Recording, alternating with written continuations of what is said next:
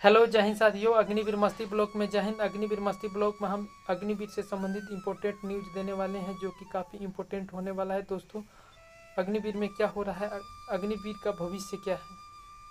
अग्निपथ योजना में अधिकारियों के पद से नीचे के सैनिक की भर्ती के लिए भारत सरकार द्वारा शुरू की गई एक नई योजना है।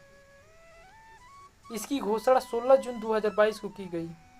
इस योजना के तहत सेना में शामिल होने वाले जवानों को अग्निवीर के नाम से जाना जाएगा। अग्निपथ योजना के तहत भर्ती होने युवाओं का जो कार्यकाल है, सेवा काल है, 4 साल का होगा। दोस्तों, मैं बता दूं कि अग्निवीर की यही भविष्य है। अग्निपथ योजना का उद्देश्य के बारे में जान लेते हैं। उद्देश्य 1 है अधिक से अधिक युवाओं को रोजगार का अवसर प्रदान करना।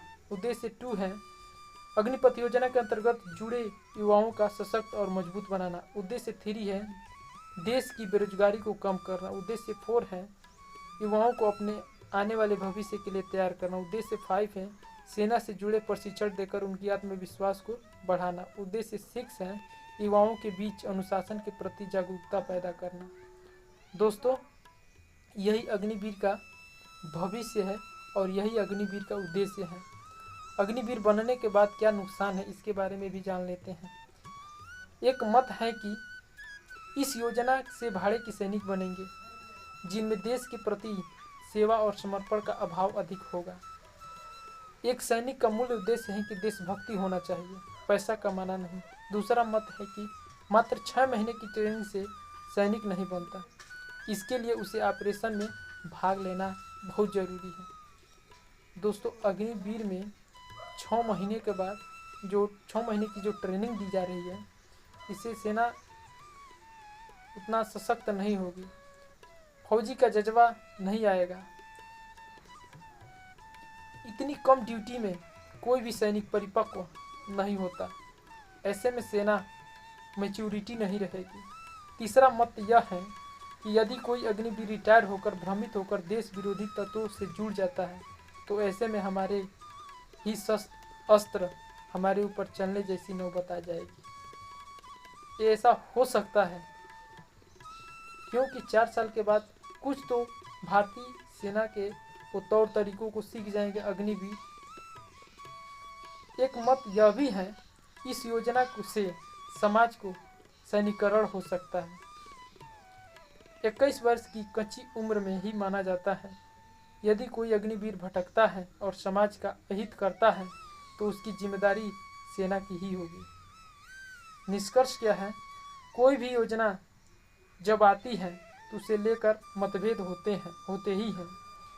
इसके लिए जब उन्हें मल्टीमेशन होने के बाद स्थिति नहीं देख लेते तब तक उसको अच्छा बुरा कहना गलत होगा। अभी हमें वेट एंड वॉच की नीति का पालन करना चाहिए।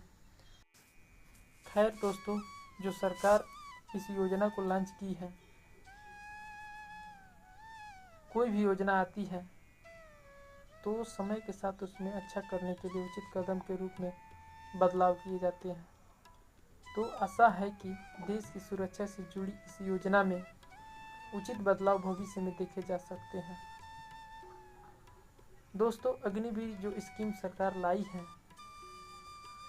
ये कहाँ तक अच्छा है।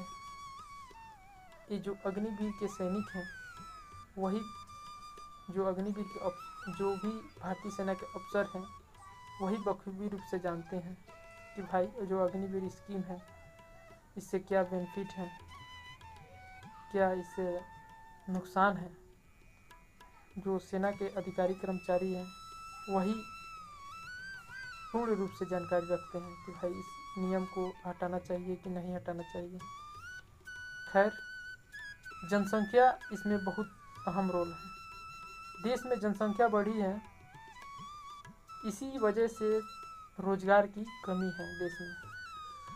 आज से जनसंख्या पर कंट्रोल करना भी बहुत ज़रूरी है, नहीं तो आने वाले दिन में भुखमरी का हम लोग शिकार हो सकते हैं। नौकरी नहीं मिलेगी, भुखमरी बढ़ेगी, लूटपाट बढ़ेगा, भ्रष्टाचार बढ़ेगा, बहुत सारी समस्या हो सकती है।